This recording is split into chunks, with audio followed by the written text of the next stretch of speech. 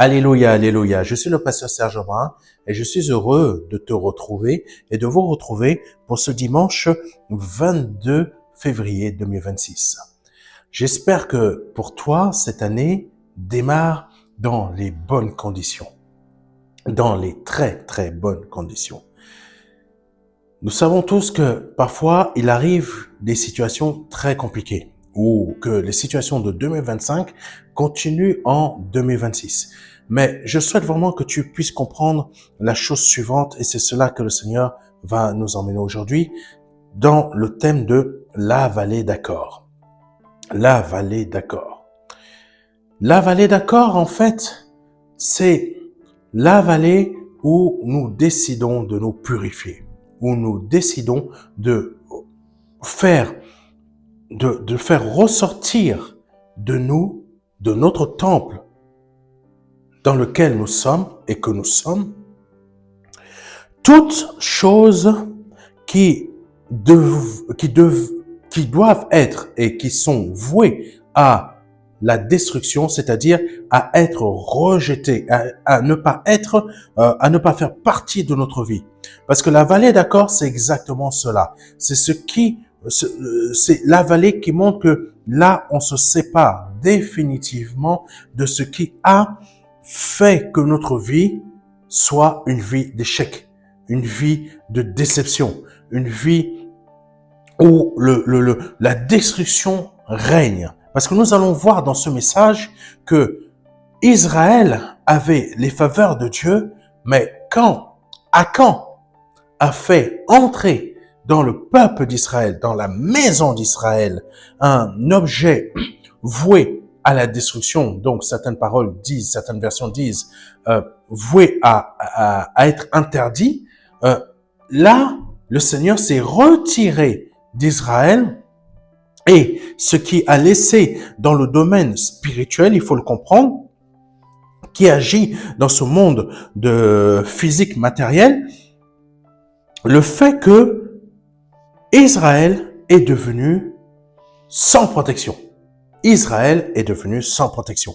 Alors que dans les faits, l'Éternel veut que toutes tes situations soient sous sa protection, soient sous son contrôle, soient sous le fait que l'ange de l'Éternel campe autour de ceux qui le craignent. Ça veut dire que toute situation, tout domaine, toute dimension de ta vie doit être sous la protection de Dieu. Mais parfois, il arrive que cela n'est pas le cas parce que nous avons fait entrer en nous quelque chose de dévoué à interdit, de dévoué par l'interdit, à être dévoué à la destruction. Et nous allons commencer par Josué chapitre 7, versets 1 à 5. Et ça, c'est très important à le comprendre. Que beaucoup de choses dans notre vie se produisent parce que nous avons laissé en tant qu'enfants de Dieu des choses dévouées à la destruction, c'est-à-dire dévouées spirituellement à être rejetées de notre vie, entrer et demeurer en nous. Et nous allons nous rendre compte que cela a des incidents très, très, très, très importants et très graves. Donc, comme je le disais, Josué chapitre 7, versets 1 à 5. Aujourd'hui, je vous partage que la version 8 secondes. Donc, je reprends Josué chapitre 7, versets 1 à 5. Je vais vous lire tous les versets que le Seigneur m'a mis à mon cœur aujourd'hui, d'un coup. Les Israélites commirent un acte d'infidélité au sujet des biens voués à la destruction. Akan, fils de Carmi, petit-fils de Zabdi et descendant de Zérach, de la tribu de Juda, prit des biens ainsi consacrés, et la colère de l'Éternel s'enflamma contre les Israélites. De Jéricho, Josué envoya des hommes vers Haï, qui est situé près de Beth-Aven, à l'est de Bethel. Il leur dit, montez explorer le pays. Ces hommes montèrent explorer Haï. De retour vers Josué et lui dirent, il est inutile de faire monter tout le peuple à l'attaque. 2000 ou 3000 hommes suffiront pour battre Haï. Ne donne pas cette fatigue à tout le peuple, car eux sont en petit nombre. Ainsi, 3000 hommes environ se mirent en marche. Amen. Mais ils prirent la fuite devant les habitants d'Haï. Les habitants d'Aï leur tuèrent environ 36 hommes. Ils les poursuivirent depuis la porte de la ville jusqu'à Shebarim et les battirent à la descente. Le peuple perdit courage, il se liquéfia. C'est ce qui se produit dans ta vie. Tu perds courage et tu te liquéfies. Qu'est-ce qui se liquéfie en réalité dans ta vie? C'est en fait le fait que tu ne pries plus, tu ne jeûnes plus, tu ne médites plus la parole et la foi, elle est morte dans ta vie. En fait, parce que tu as pris, tu as laissé quelque chose entrer dans ton cœur, dans ta vie spirituelle. Là, on parle d'Israël. Israël connaît déjà la volonté de Dieu, connaît déjà les commandements, connaît déjà les lois. Donc, ça veut dire que Israël était déjà l'image d'un enfant de Dieu, un enfant qui doit marcher dans la justice. En fait, c'est ton image à toi.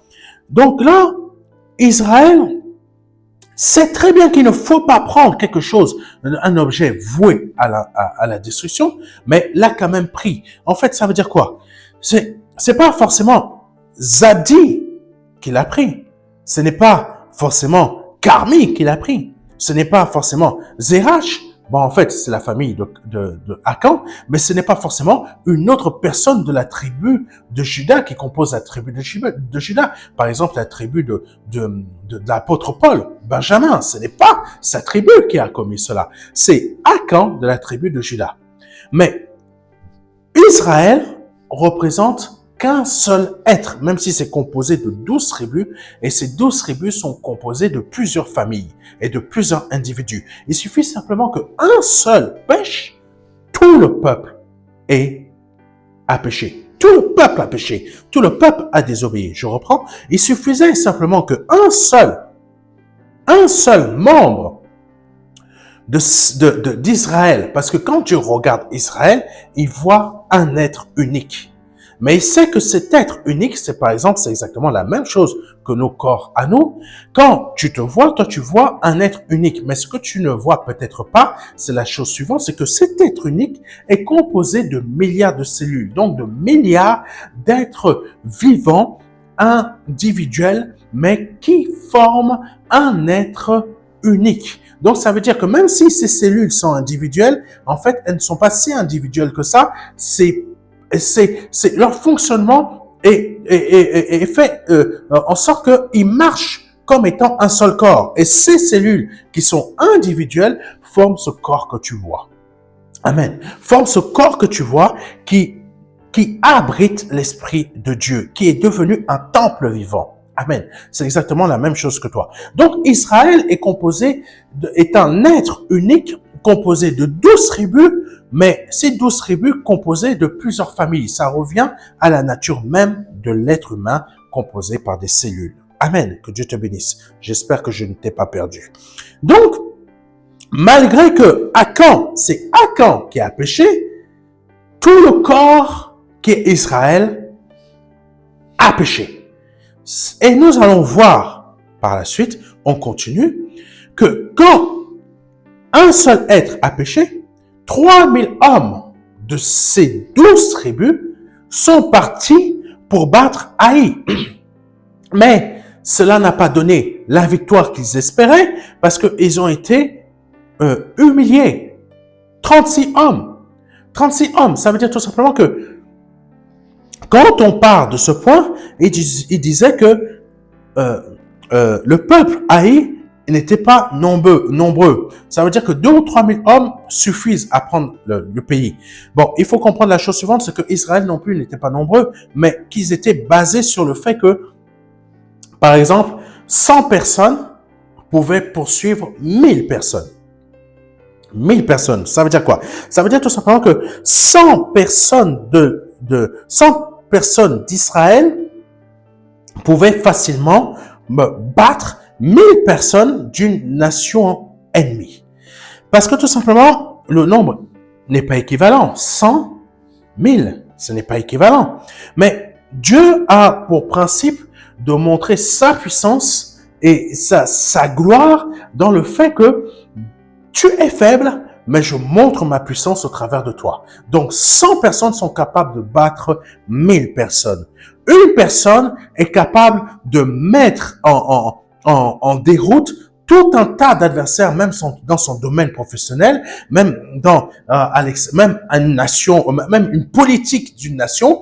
Une seule personne est capable de faire cela et de changer beaucoup de choses. Pourquoi? Parce que cette personne est accompagnée par l'Esprit de Dieu et l'Esprit de Dieu habite en elle. Prenons l'exemple de Martin Luther King. Martin Luther King, une seule personne qui a chamboulé les États-Unis. Mais l'Esprit de Dieu était en Martin Luther King pour que la pensée de l'homme blanc aux États-Unis et surtout aussi de l'homme noir aux États-Unis puisse changer. Donc, ça veut dire cela. 2000 ou 3000 hommes suffisaient à battre une nation qui était plus importante qu'Israël. Mais c'est le contraire qui s'est produit parce que Israël, sans le savoir, parce que quand Josué était en train de parler avec ses chefs d'armée, ni Josué ni ses chefs d'armée ne savaient que Akan avait pris des objets dévoués par interdit. Amen. Parfois, tu te places ainsi, tu vas parler au pasteur, le pasteur va prier pour toi, le pasteur va t'encourager, va t'exhorter, mais le pasteur ne sait pas que toi, tu as pris un objet dévoué pour interdit. Et tu vas voir le pasteur, et tu vas dire au pasteur, mais il y a ça qui ne va pas dans ma vie, ça qui ne va pas. Mais le pasteur ne sait pas forcément que toi, tu as pris un objet dévoué pour interdit. Et c'est cet objet dévoué pour interdit qui est en train de perturber ta vie. Ce n'est pas des prières fois 10, fois 40, fois par des jeunes, etc. Nous allons voir par la suite des versets que ce n'est pas ça qui va agir, qui va faire que ta vie change. Amen. Il faut comprendre la chose suivante. Quand Israël a vu que, mon Dieu, on était capable de battre telle nation avec peu d'hommes, maintenant, on n'est plus capable de les battre. Qu'est-ce qui s'est produit? Le peuple s'est liquéfié. Et c'est exactement pour toi. Le peuple ne savait pas. On reprend encore, merci Seigneur, le principe d'un corps humain. Le corps humain se liquéfie quand une cellule a commencé à dériver de sa procédure normale, de son process normal. C'est-à-dire quoi? La cellule a voulu se rajeunir, a voulu se reproduire ou un système assez particulier. La cellule veut revenir, elle veut renouveler sa jeunesse. Donc, en voulant renouveler sa jeunesse, elle crée quoi? Elle crée un cancer. Amen. Elle crée quoi? Elle crée un cancer. Parce que tout simplement, il y a un bug qui se produit dans cette cellule. Sauf que le reste des cellules qui composent ce corps, beaucoup fonctionnent. Mais il y a une infime partie des cellules qui ont commencé à bugger les unes après les autres. Et nous découvrons que on a un cancer. On a un cancer du poumon, je ne sais pas si ça existe un cancer là-dedans, ou un cancer de la rate, ou un cancer du rectum, ou un cancer de la gorge, ou un cancer je ne sais pas où, ou je ne sais pas comment. Mais il s'est produit un cancer. Voilà. Mais ça, c'est une zone ciblée du corps humain. L'autre zone du corps humain, les cellules fonctionnent bien, mais elles ne sont pas au courant qu'il y a un problème dans le corps. Mais là, les cellules continuent à se développer jusqu'à un moment, le corps et les autres cellules, l'organisme comprend qu'il y a un problème dans une partie de notre champ d'action. Il y a un bloc, et il y a une partie qui est comment dire ça, corrompue. Et cette partie corrompue bloque tout le corps. Et ça, c'est l'image du péché. Ça veut dire quoi? La santé que tu avais, la bénédiction que tu avais, tu ne l'as plus. Parce que la prospérité dans ta santé s'est évanouie, a disparu, s'est retirée de ta vie. Et qu'est-ce qui se produit? Le corps se liquéfie. Amen. Le corps se liquéfie. Là, le corps perd courage. Ça veut dire quoi? Le corps se liquéfie et perd courage. Le corps a senti qu'il y a quelque chose qui ne va pas. Donc, tu perds en régime d'énergie. Tu perds perds en régime, en productivité d'énergie, c'est ton corps qui perd cela. Tu perds en productivité de vouloir faire les choses. Tu pouvais courir, tu pouvais faire telle chose, mais tu ne sais pas, tu ne comprends pas, mais ton corps n'a plus la même force, n'a plus la même puissance. Le corps s'est liquéfié. Pourquoi? Parce qu'il n'a plus cette capacité d'être en bonne santé. Et c'est ça qui s'est produit pour Israël. Ils ont perdu cette capacité d'être en bonne santé dans le fait de quoi? Dans la capacité de la foi. Amen. La capacité de la foi et de la confiance. Parce qu'ils n'ont pas compris comment, du jour au lendemain, cette faveur, cette bénédiction, la main de l'Éternel a quitté Israël. Et nous arrivons à Josué chapitre 7, versets 7 à 9, qui dit ceci. Je répète, Josué chapitre 7, versets 7 à 9. Amen. Josué dit, « Ah, Seigneur éternel, pourquoi as-tu fait passer le Jourdain à ce peuple? Est-ce pour nous livrer entre les mains des Amoréens et nous faire mourir? Si seulement nous avions su rester de l'autre côté du Jourdain. De grâce, Seigneur, que dirais-je maintenant? Qu'Israël a pris la fuite devant ses ennemis? Les Cananéens et tous les habitants du pays la prendront. Ils nous encercleront et feront disparaître notre nom de la terre. Et que feras-tu pour ton grand nom? Amen. Et que feras-tu pour ton grand nom? Tous nos adversaires, les Amoréens, etc., vont entendre parler de cette raclée que nous avons reçue. Parce que tous ces peuples avaient peur de nous grâce à toi. Maintenant, ils vont entendre parler du fait que nous avons pris une grande raclée. Ça veut dire que la main de l'Éternel n'est plus sur eux. Maintenant, on peut les briser. On peut les détruire. Il n'y aura plus ces miracles du Jourdain où ce peuple passait à sec. Est-ce que vous vous en rendez compte? Passer à sec. Passer à sec au milieu d'un fleuve. Le fleuve s'arrête comme ça. Mais tu vois ça, tu prends peur. Tu te dis, mais quel est ce peuple béni? Amen. Quel est ce peuple? Même la mer, ça s'est pas produit qu'une fois. Tu peux te dire, ah, bon, ça c'est de la chance. On ne sait pas qu'est-ce qui s'est produit, mais ça c'est de la chance. Mais ça s'est produit 2 fois. 2 fois. Alléluia. Avec Moïse, la mer morte qui s'ouvre en deux. Là, c'est même plus un fleuve. Là, ça n'a rien à voir. Mais mon Dieu. Et en plus de cela, on a entendu qu'il y avait eu un tourbillon de feu qui est tombé du ciel. Mais mon Dieu. Là, ça se produit encore une deuxième fois. Maintenant, c'est un fleuve. Ça c'est, ah non. Là, le peuple là, il faut pas qu'il vienne vers nous. Il faut pas qu'il vienne vers nous. Et parfois, les gens entendent parler de toi. Dans ce sens-là, ah non, il faut pas que tu touches à tel. Il faut pas que tu touches, parce que si tu touches, ah non, tu vois, les gens, ils parlent entre eux.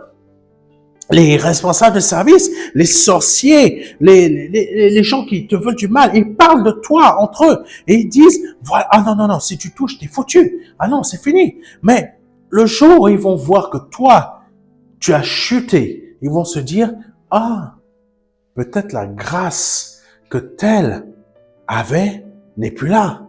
Et là, qu'est-ce qu'ils vont faire? Ils vont entendre parler de cela. Et ils vont commencer à se mettre en rang pour venir t'attaquer, pour venir te briser. Et c'est là que Josué parle de la chose. Ainsi, Seigneur éternel, pourquoi as-tu fait passer? En fait, il était en dépression.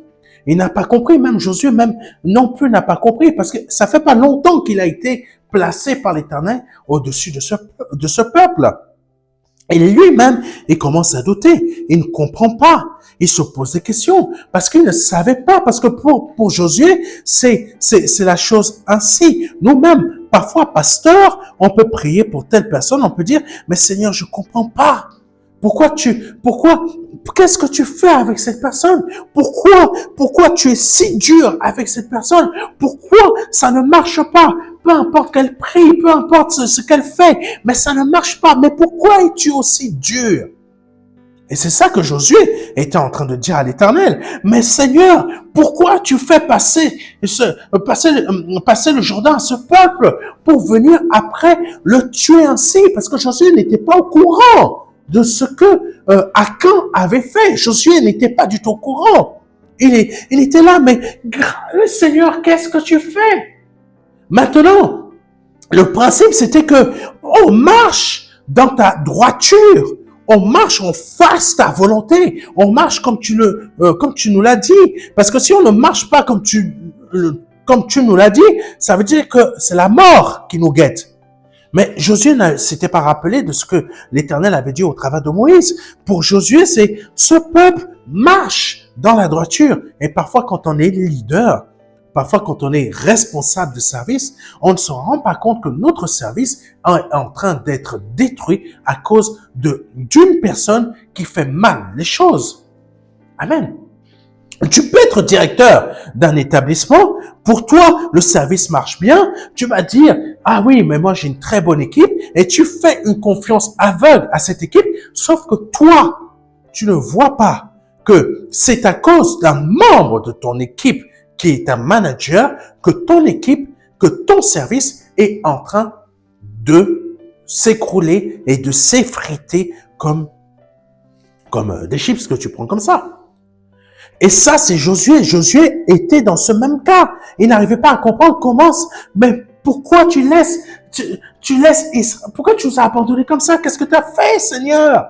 Maintenant, tous nos ennemis vont entendre parler de cette raquette que l'on a pris. Ça veut dire que ta main n'est plus avec nous. Et il faut comprendre la chose suivante, c'est que à cette époque-là, c'était le peuple qui a le Dieu le plus fort qui va dominer sur l'autre. Il y avait la politique et la politique reposait sur la religion, sur les capacités religieuses, plutôt sur celui qui a le plus grand Dieu, le Dieu le plus puissant. Tu vois? Et donc, la politique d'un pays reposait sur cela. Et là, il y a une nouvelle nation qui vient de naître comme ça là. Il y a un Dieu qui vient s'imposer face aux autres dieux, qui montre que moi, je suis le seul et l'unique Dieu. Vous, les autres nations qui avaient des faux dieux, je vais vous écraser. Je vais écraser vos faux dieux. En fait, là, le Seigneur montrait que je vais venir écraser ces anges déchus qui se sont fait passer pour des dieux en vous faisant croire qu'ils sont des puissances. Balaam est un ange déchu. Les Astartés sont des anges déchus. Ce sont des mêmes références que l'on peut voir aujourd'hui, mais qui portent d'autres noms, en fait, aujourd'hui. Mais les principes restent les mêmes et nous sommes le peuple de Dieu qui est la nouvelle Jérusalem, qui est le nouveau Israël. Pardonnez-moi, c'est ainsi. Par qui Dieu passe pour pouvoir écraser la puissance intellectuelle, la puissance de la réflexion, la puissance destructive de Satan au travers de la vie des gens. Nous sommes cette nouvelle Jérusalem, nous sommes les véritables Juifs que Dieu utilise dans le sens spirituel afin de pouvoir détruire toutes ces nations, toutes ces pensées intellectuelles qui règnent dans ces nations qui proviennent de ces anges déchus qui peut-être aujourd'hui ne s'appellent plus Baal, qui peut-être aujourd'hui ne sont plus des Astartés, mais qui aujourd'hui portent d'autres noms. Mais le principe reste le même. Amen. Est-ce que tu comprends? Et Israël, au temps de Josué, c'était le même principe. Dieu se servait de son peuple pour écraser toutes les autres nations, pour écraser en fait tous les autres faux dieux qui se trouvaient sur leur terre promise. Amen. Amen. Dieu t'emmène dans ta terre promise. Ta terre promise, c'est quoi? C'est que tu gagnes le salut.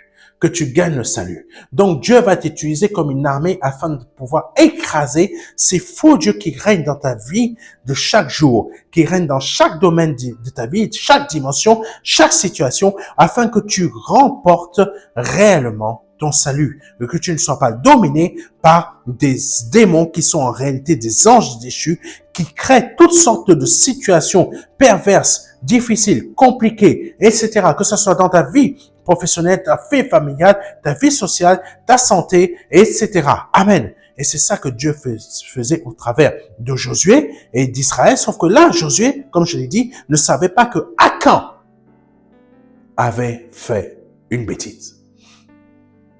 Continuons. Quand Josué était en train de demander à l'Éternel, mais comment cela se fait-il que tu nous laisses tomber comme ça du jour au lendemain?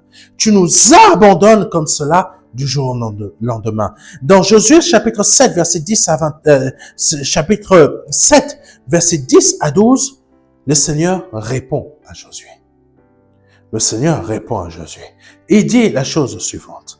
L'Éternel dit à Josué, lève-toi. Pourquoi restes-tu ainsi prosterné? Pourquoi restes-tu ainsi prosterné? Israël a péché. Israël a péché. Josué ne le savait pas. C'est maintenant que là, Josué apprend qu'Israël a péché. Ils ont violé mon alliance, celle que je leur ai prescrite. Ils ont pris des biens voués à la destruction. Ils les ont volés et ont menti. Ils ont volé et ont menti. C'est très fort cela. Écoutez bien. Hein? Attendez, on reprend ce verset. Alléluia. Israël a péché. Israël, je te l'ai dit tout à l'heure. Akan a péché. Mais quand Dieu voit, il sait que c'est Akan qui a péché. Mais pour Dieu, c'est Israël, c'est un peuple. Il a sauvé un être humain. Il a sauvé un être humain. Un être humain représenté par un peuple. C'est ça qu'il faut comprendre dans ton esprit. L'Église est un être humain composé de plusieurs êtres humains qui sont eux-mêmes l'Église afin de composer une nouvelle création. Et là, on parle de quoi? On revient à ce dont je t'ai parlé tout à l'heure, les cellules. Les cellules qui sont des êtres individuels, mais ensemble composent ce corps humain que tu vois, ainsi que le tien. C'est pareil pour les femmes aussi, mesdames. Donc, le Seigneur dit la chose suivante. Israël a péché. Il ne dit pas Akan, il dit Israël. Ils ont violé mon alliance. Ils ont violé. Ils ont au pluriel. Là, il parle au singulier Israël. C'est comme si il dit Serge a péché. Ils ont violé mon alliance. Là, Dieu parle, il dit Serge a péché. Ils ont violé. Qui a violé? Les cellules qui composent le corps Serge. Et ils ont. Là, c'est comme si le Seigneur pouvait dire, l'Église a péché. Ils ont violé mon alliance. Ça veut dire quoi? Là, l'Éternel dit l'Église au singulier. Ils ont au pluriel, c'est-à-dire toi, moi, toutes les personnes qui composent l'Église. Ils ont. Donc, on reprend. Ils ont violé mon alliance, celle que je leur ai prescrite. Ils ont pris des biens voués à la destruction. Donc, ça veut dire que toutes ces personnes-là marchent comme étant un seul corps et ils composent Israël. C'est comme les couples. Les couples, parfois, tu peux voir qu'il y a des couples qui partent en destruction totale parce que tout simplement, il s'est produit quelque chose. Et là, l'Éternel peut dire, ils ont violé mon alliance. Amen. Tu ne fais qu'un seul corps avec ta femme. Moi, je ne vois qu'un seul être vivant. Mais ils ont, ça veut dire que madame et monsieur, vous avez commis le péché. Amen. Ananias et Saphira. Continuons. Ainsi, on continue, pardonnez-moi. Ils ont violé et ont menti. Waouh.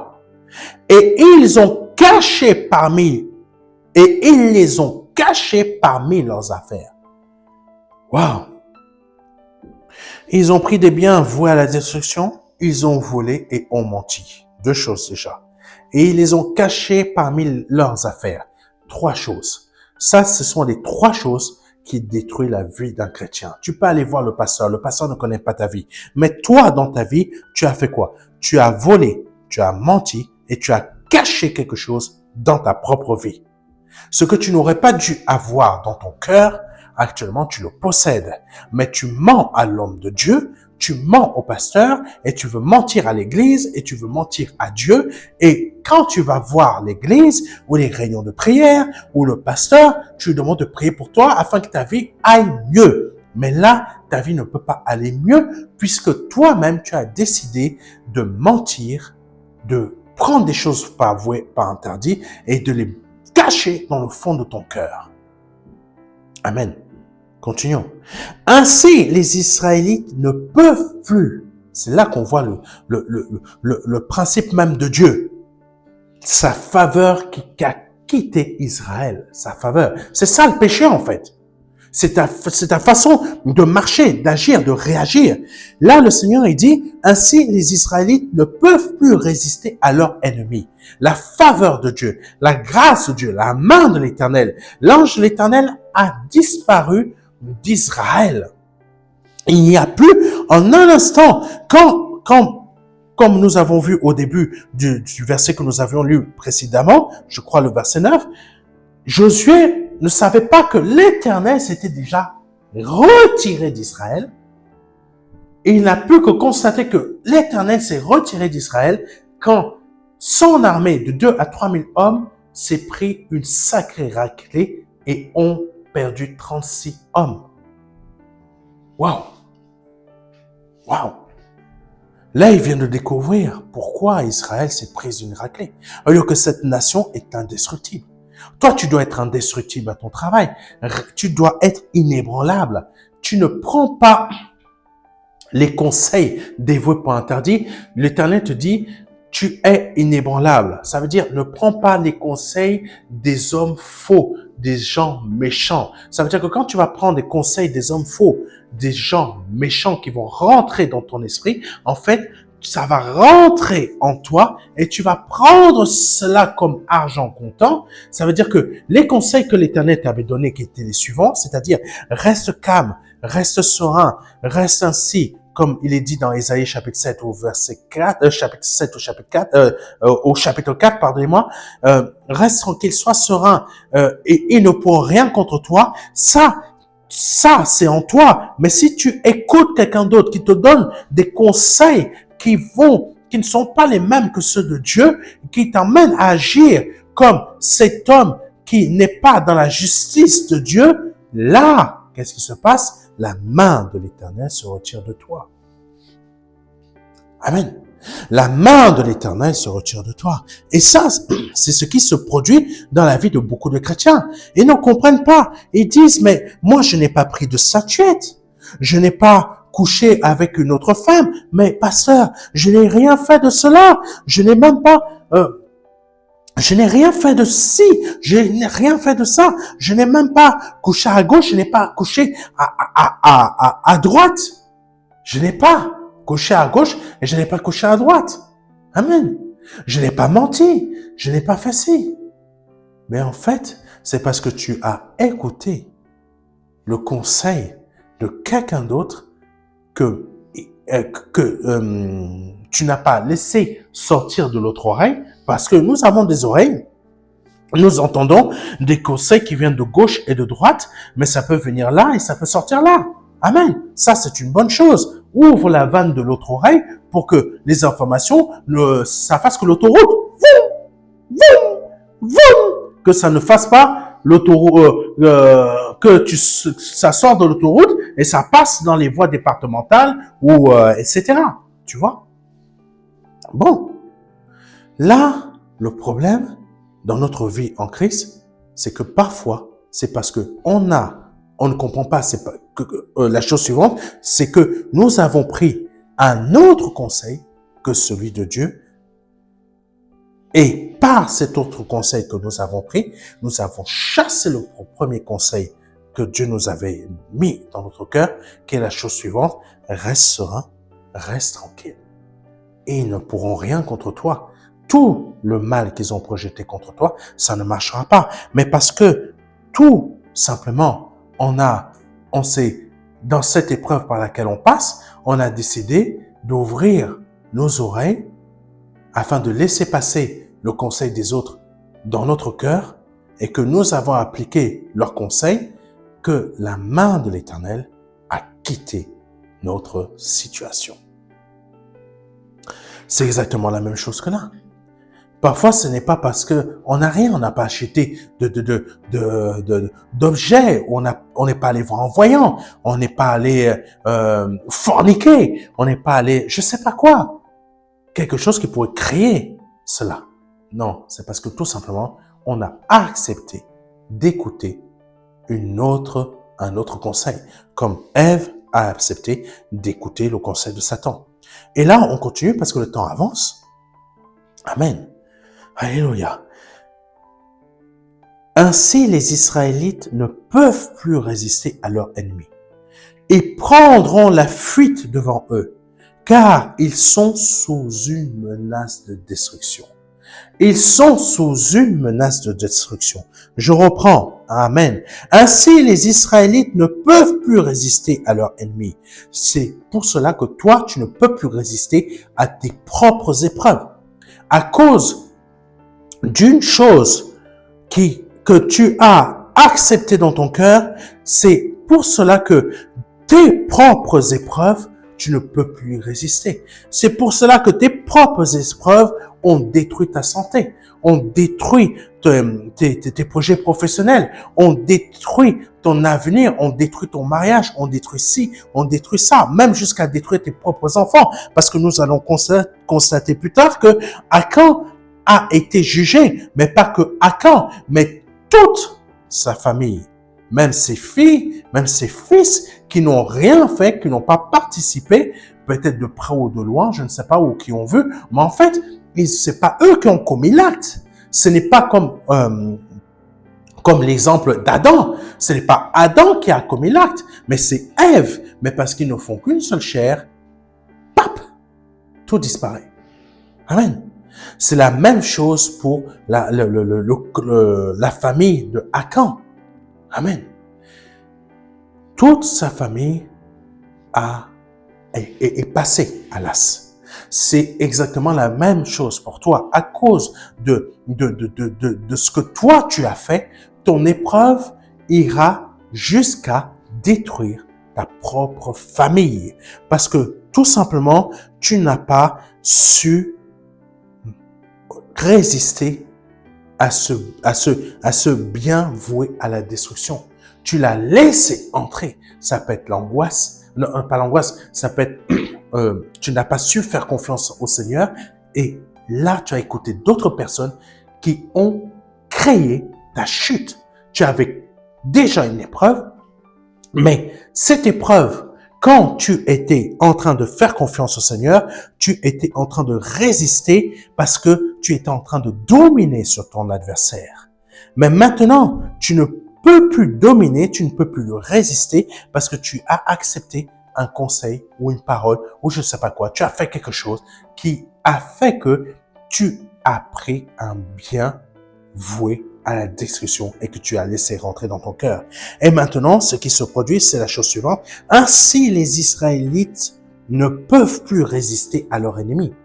Donc, ce qui fait que toi, tu ne peux plus résister à tes propres problèmes, à tes propres ennemis, et prendront la fuite devant eux. Ça veut dire que tu prends la fuite devant le travail, tu prends la fuite devant l'épreuve, tu prends la fuite devant ta situation de santé, tu prends la fuite devant les problèmes de finances, tu prends la fuite.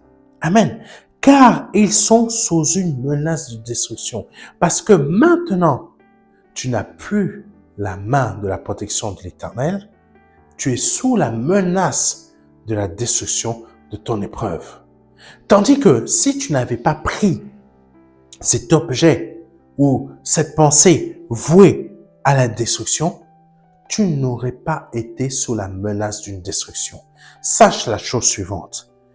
Problème de destruction ou problème je ne sais pas quoi, tant que la main de l'Éternel est sur ta vie et que tu n'obéis qu'à un seul conseil, celui de l'Éternel, la destruction ne pourra pas t'affaiblir. La destruction ne pourra pas te détruire. Tes ennemis ne pourront pas te briser. Pour la simple et unique raison, c'est que la main de l'Éternel est sur toi.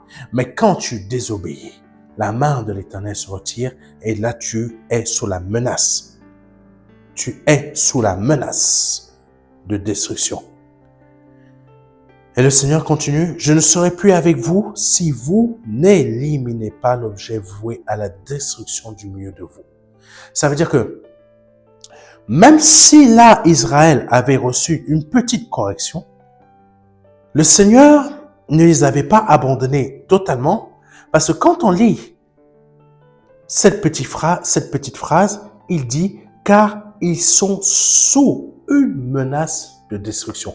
Ça veut dire quoi? La menace de destruction, ça ne veut pas dire que tu es sous la destruction, mais tu es sous une menace. C'est une menace. Ça veut dire que si tu ne changes pas, si tu n'évolues pas, si tu ne fais pas ce changement, tu ne retires pas cet objet voué à la destruction, toi, tu seras détruit.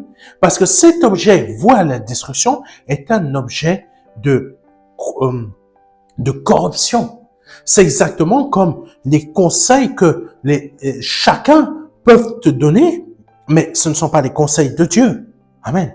Dieu t'a déjà donné un conseil, mais ces autres conseils sont des conseils corrompus. Même si ça peut te paraître intelligent, tu seras détruit. Le Seigneur me met une pensée à l'esprit. Cette pensée est la suivante. Imaginons que l'un de vous qui regardez cette émission est sous la menace d'une destruction. Le Seigneur t'a dit, reste tranquille, reste calme. Mais actuellement, tu as un propriétaire qui te menace de toutes sortes de choses. Et tu ne sais pas quoi faire, tu es dans l'inquiétude. Et le Seigneur t'a parlé et t'a dit, reste tranquille, reste calme. Amen. Reste tranquille, reste calme. Donc, la seule chose que tu as à faire, c'est de rester tranquille et rester calme. Et là, qu'est-ce qui se passe? Tu résistes à ce propriétaire qui n'arrive pas à comprendre comment je n'arrive pas à détruire ce locataire, alors que je veux le faire partir, je veux le faire dégager, parce que moi j'ai d'autres projets. Mais là, non, l'Éternel t'a donné cet appartement ou cette maison en location et tu vas y rester jusqu'à. Est-ce que tu comprends?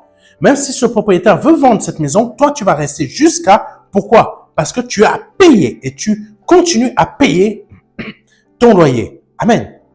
Et là, le Seigneur te dit, reste calme, reste tranquille, ne crains rien, parce que Dieu te donne toujours les moyens pour payer ton loyer. Sauf que, il y a un frère qui arrive, qui te donne, oui, les frères dans les églises, on connaît, les sœurs dans les églises, on connaît, excusez-moi, mais tout le monde n'est pas saint dans nos assemblées, hein, il faut le dire. Et là, même nous-mêmes, on n'est pas saints, mais on veut être saint. Est-ce que tu comprends? Mais il y en a qui ne veulent pas du tout. Ils veulent juste être passés par les eaux du baptême et voilà, ça y est, j'ai mon billet d'avion pour le ciel, Air Paradis Airlines. Voilà, en gros. Et là, quelqu'un vient te donner le conseil suivant. Ah, vu que ton propriétaire est comme ça, mais ne paye plus ton loyer, tu as le droit de le faire. Tu as le droit. C'est ton argent, tu as le droit. Fais-le, comme ça. Quand tu suis ce type de conseil et que toi, tu commences à l'appliquer, tu suis le conseil que le frère ou la sœur t'a donné, tu remplaces le conseil de Dieu par le conseil corrompu de ton frère ou de ta sœur. Et là, qu'est-ce qui se passe? Maintenant, tu appliques une nouvelle chose dans ta vie, une nouvelle action dans ta vie, c'est spirituel et ça se transforme en matériel. Là, le conseil, la grâce de Dieu, tout ça se retire de toi, c'est spirituel. Ça veut dire quoi? La main protectrice de l'Éternel, sa faveur, s'éloigne de toi parce que de ton cœur, tu as changé les choses. Et tu appliques maintenant le conseil corrompu d'un frère ou d'une sœur de l'Église.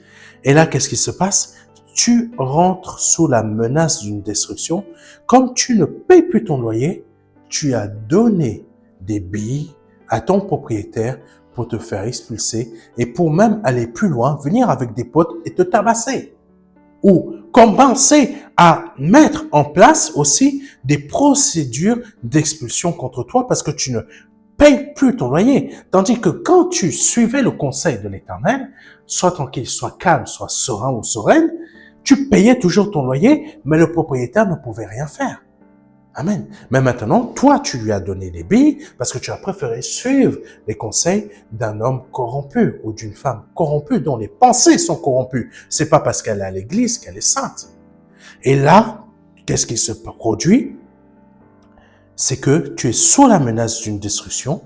Et là, le Seigneur il dit, je ne serai plus avec toi si tu n'élimines pas l'objet, le conseil, en gros, l'objet voué à la destruction du milieu de vous. C'est-à-dire quoi? Si tu n'élimines pas la nouvelle pensée que tu as laissée en toi, qui est dévouée à la destruction, qui est vouée à la destruction, mais de ton cœur. Si tu ne retires pas ce conseil qui est dans ton cœur, tu es voué à la destruction. Ça veut dire, reprends mon conseil. Reprends ta bonne marche. Reviens à ton premier amour. Et de nouveau, tu seras sous ma protection.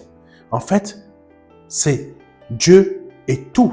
Il sait tout. Il connaît comment fonctionne le système judiciaire. Il sait comment telle chose fonctionne pour nous empêcher de tomber sous le coup de nos adversaires.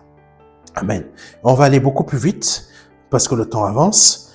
Je lis les deux derniers versets. Celui qui viole l'alliance est voué au feu. Amen. Josué chapitre 7 verset 13 à 15. Donc Josué a compris que Israël a péché et c'est pour cela qu'on s'est pris une raclée. Lève-toi, consacre le peuple. Ça, c'est ce que dit l'Éternel à Josué. Tu ordonneras, consacrez-vous demain, car voici ce que dit l'Éternel, le Dieu d'Israël. Il y a un objet voué à la destruction au milieu de toi. Amen. C'est ce que le Seigneur te dit. Il y a, pour pouvoir te rétablir dans tes diverses situations, ou là où ça ne marche pas dans ta vie, pour pouvoir te rétablir, pour que je puisse te rétablir, il faut que tu élimines ce qu'il y a en toi qui est un objet voué à la destruction. Amen. Je continue. Il y a un objet voué à la destruction au milieu de toi, Israël. Tu vois? Au milieu de toi, Israël. Tu ne pourras plus résister à tes ennemis jusqu'à ce que vous l'ayez enlevé du milieu de vous. Il faut nettoyer Israël. Il faut retirer ces cellules malades. Il faut retirer ces cellules malades. Malheureusement, Akan et sa famille sont des cellules malades. Continuons. Jusqu'à ce que vous l'ayez enlevé du milieu de vous, vous vous approcherez le matin par tribu, et la tribu que désignera l'Éternel s'approchera clan par clan. Amen. Le clan que désignera l'Éternel s'approchera famille par famille. Puis la famille que désignera l'Éternel s'approchera homme par homme. Waouh! C'est ciblé, hein? Celui qui sera désigné comme, alléluia, comme ayant pris des biens voués à la destruction sera brûlé au feu. Lui et tout ce qui lui appartient. Donc on parle à la fois sa femme, ses enfants, ses cousins, pas ses cousins, sa femme, ses enfants, ses chiens, sa maison, ses affaires, sa vie professionnelle, tout sera brûlé. Pour avoir violé l'alliance de l'Éternel et commis un acte odieux en Israël. Donc, le Seigneur avertit Israël que si vous voulez toujours avoir ma protection, si vous voulez toujours être un peuple saint, il va falloir que vous détachiez de ce qui est impur en vous. Impur en vous. Et corrompu. Qu'est-ce qui était corrompu? Là, il faut aller chercher. Là, il faut aller découvrir. Et c'est là que l'Éternel dit la chose suivante. Tu les feras venir clan par clan. Tu les feras venir famille par famille. Puis, la famille que tu désigneras, que l'Éternel va désigner, tu les feras venir homme par homme jusqu'à ce qu'on trouve la source du problème. Parce que c'est moi qui vais te désigner la source du problème. Et aujourd'hui, la source de notre problème en tant que chrétien, c'est notre cœur, notre pensée, la manière que l'on pense, la manière que l'on réfléchit, la manière que l'on décide de vouloir conduire notre propre avenir par nos propres réflexions, par notre propre intelligence, par notre propre sagesse. Et c'est cela qui est représenté par l'objet ou le bien voué à la destruction. Et c'est de cela qu'en tant que chrétien, on doit débarrasser notre cœur pour qu'on ne soit plus soumis à la destruction. Amen. Pour que l'on ne soit plus soumis à la menace de la destruction. Ton problème vient de là, mon frère, ma sœur. Ton problème vient du fait que tu es parti enterrer dans tes pensées des conseils, des réflexions personnelles que toi-même tu t'es dit, je vais faire comme ci, je vais faire comme ça, je ne vais pas faire comme la parole de Dieu me le dit. Et c'est pour cela que toi, tu as tellement désobéi. Tu n'as pas voulu écouter même l'homme de Dieu. Tu n'as même pas voulu écouter la parole, la sagesse de Dieu au travers de ton pasteur. C'est ça qui a fait que tu te retrouves dans cette situation dans laquelle tu es. Maintenant, Josué chapitre 7, verset 18 à 26, où nous allons voir la vallée d'Achor. Il fit s'approcher la famille de Zabdi, homme par homme, et Akan, fils de Carmi, petit-fils de Zabdi et descendant de Zérach, de la tribu de Juda, fut désigné. Josué dit à Akan, mon fils, donne gloire à l'Éternel. Donne gloire à l'Éternel parce que l'Éternel est vrai, on ne peut jamais le mentir. Le Dieu d'Israël, et rends-lui hommage. Amen. En gros, même dans ton péché, rends hommage à Dieu parce que tu ne pourras jamais lui mentir. Personne sur cette terre ne peut lui mentir. Ce que fait Monsieur le Président Macron, Dieu le sait. Trump ne le sait pas. Amen. Le président Trump ne le sait pas. La Chine ne le sait pas. Mais Dieu le sait. Ce que M. Trump fait, M. Macron ne le sait pas. La Chine ne le sait pas. Mais Dieu le sait. Ce qui est fait en secret, en cachette, Dieu le voit. Dieu le sait. Peu importe. Rends gloire à Dieu. Même si tu es dans ton péché, rends gloire à Dieu parce que tu ne pourras jamais lui mentir. Rends gloire à Dieu parce que tout simplement, même si tu vas mourir à cause de ton péché, rends gloire à Dieu parce que aucune création, aucune créature ne peut tromper Dieu. Donc, même dans ta mort, même si tu ne veux pas dire « je rends gloire à Dieu », ta mort rendra gloire à Dieu parce que Dieu sait, et c'est à cause de ton action que parfois tu es détruit. C'est à cause de nos péchés que nous mourrons. Donc même notre mort, que nous le voulions ou pas, parce que nous sommes désobéissants, notre mort va rendre gloire à Dieu parce que Dieu est Dieu. Amen. Continuons. Josué dit à Akan, mon fils, donne gloire à Dieu, le Dieu d'Israël, et rends-lui hommage. Dis-moi ce que tu as fait. Ne me le cache pas. Akan répondit à Josué, il est vrai que j'ai péché contre l'Éternel, le Dieu d'Israël. Et voici ce que j'ai fait. J'ai vu dans le butin un beau manteau de Shinar, 2 pièces d'argent et un lingot d'or de près de 600 grammes. J'en ai eu envie et je les ai pris. Ils sont cachés dans la terre dans ma tente et l'argent est dessous. Josué envoya des hommes qui coururent à la tente. Les objets étaient bien cachés dans la tente d'Akan et l'argent était bien dessous. Ils les prirent dans la tente, les apportèrent à Josué et à tous les Israélites et les déposèrent devant l'Éternel. Josué et tout Israël avec lui prirent Akan, fils de Zérach, l'argent, le manteau, le lingot d'or, les fils, je vous l'ai dit, les fils Et les filles d'Akan, ses bœufs, ses ânes, ses brebis, sa tente et tout ce qui lui appartenait. Ils les firent monter dans la vallée d'Accor. Josué dit, pourquoi as-tu causé notre malheur? Donc, t'imagines que tout Israël était en colère grave contre Akan. Donc, t'imagines de la manière qu'ils ont dû tous les prendre et les secouer, les emmener à cette vallée.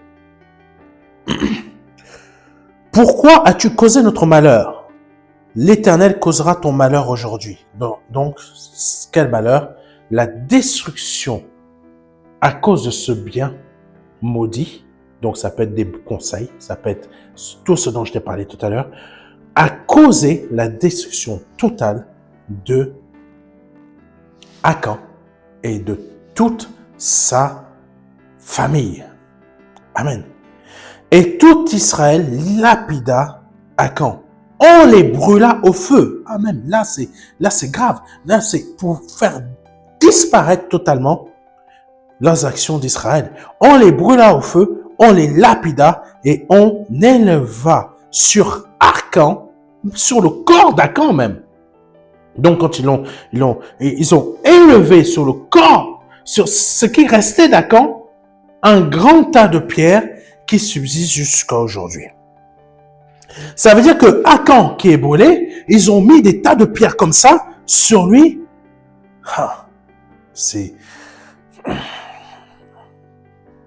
Je veux dire à quelqu'un, ne va pas chercher tes solutions chez le sorcier, chez le voyant, etc. Est-ce que ça va aller bien un jour dans ma vie?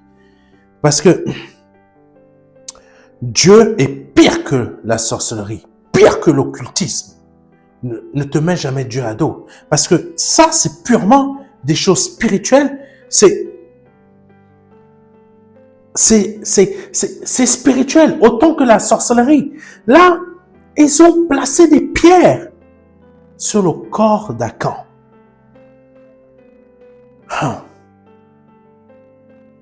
On les brûla au feu, on les lapida et on éleva sur Akan un grand tas de pierres qui subsiste encore aujourd'hui. Waouh! L'Éternel renonça alors à son ardente colère. Dieu, on ne peut pas le représenter par quelque chose. Dieu, c'est un tout. C'est un tout.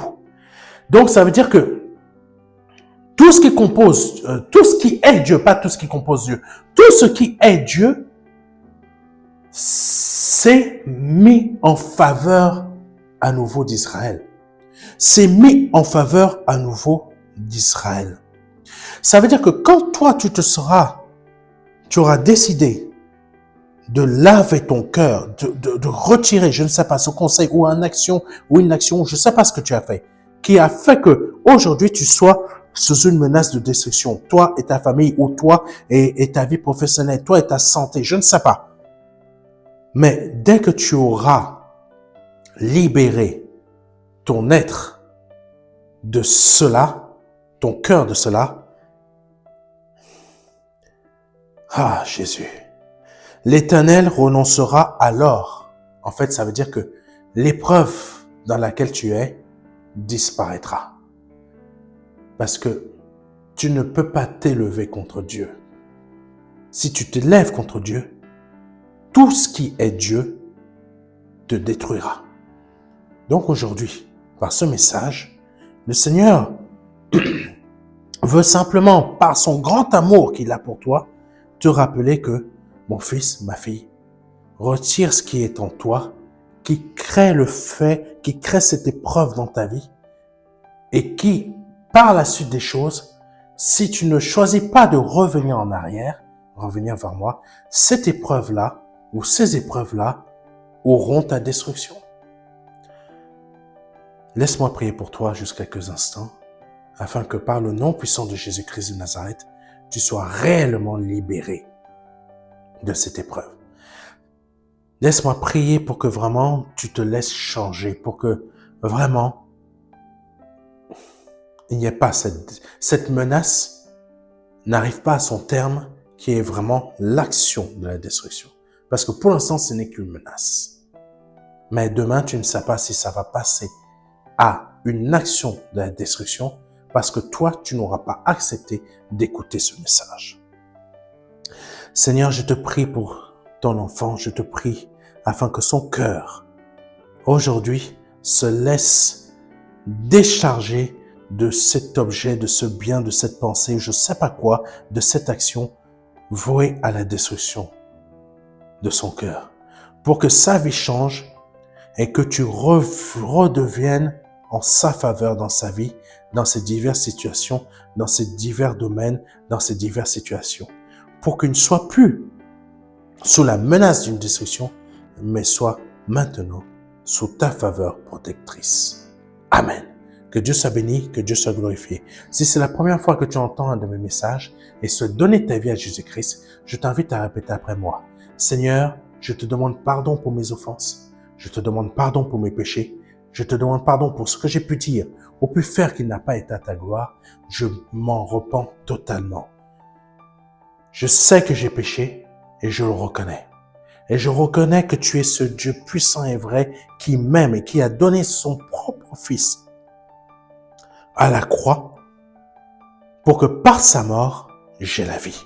Par son sang, je sois lavé, purifié de mes péchés.